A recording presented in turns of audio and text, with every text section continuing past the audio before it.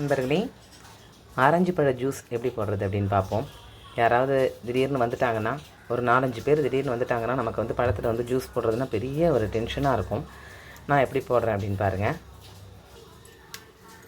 பாருங்கள்.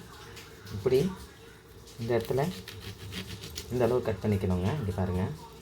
அடுத்து இந்த அளவு இப்படி கட் பண்ணிக்கணும்.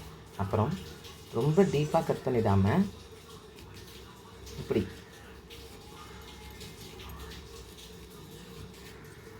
லேசாக அப்படி பண்ணணுங்க. இந்த ஸ்கின்னுக்கு மட்டும் போய் ரீச் ஆகிற மாதிரி நீங்கள் பண்ணணும். அப்புறம் இப்படி குறுக்கு வாட்டில்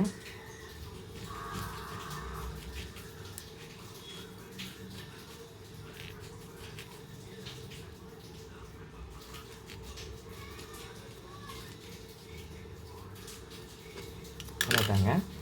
பாருங்கள், இதை வந்து இப்படியே வந்து பீல் ஆஃப் பண்ணிடலாம். எவ்வளோ ஈஸியாக பீல் ஆஃப் ஆகுது பாருங்கள். இங்கே பாருங்கள்,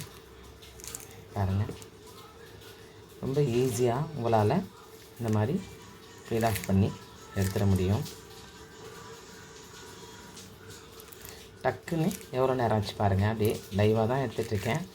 பாருங்கள் எவ்வளோ ஈஸியாக இந்த வந்து கட் பண்ணி எடுத்துட்டேன் பாருங்கள்.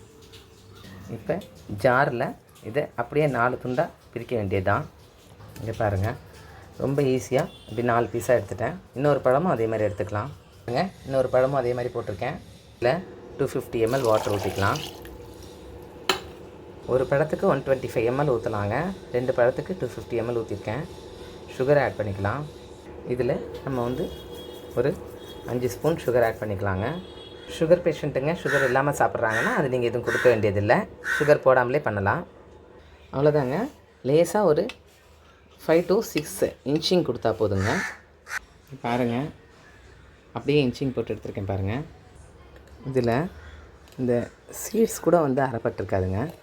அதில் உள்ள அந்த ஒரு விதை கூட அப்படியே தான் இருக்கும். இங்கே பாருங்கள், சீடு கூட அரைப்படலை பாருங்கள். ஜஸ்ட் ஒரு 6-7 இன்ச்சிங் போட்டிருக்கேன், அவ்வளோதான். இப்போ ஃபில்ட்ரு பண்ணிக்கலாம்.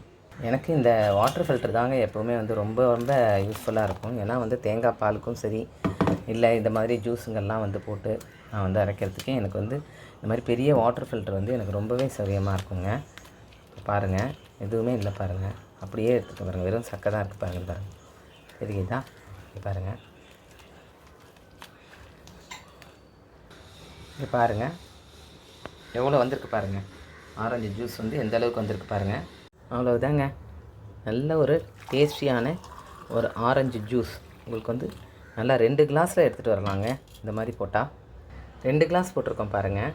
ஏன்னா வந்து நம்ம வந்து ஜென்ரலாக நம்ம வந்து வாங்கி அதை வந்து நம்ம வந்து புழியும் போது பார்த்திங்கன்னா இந்த அளவுக்கு உங்களால் வந்து ஜூஸ் கொடுக்க முடியாது.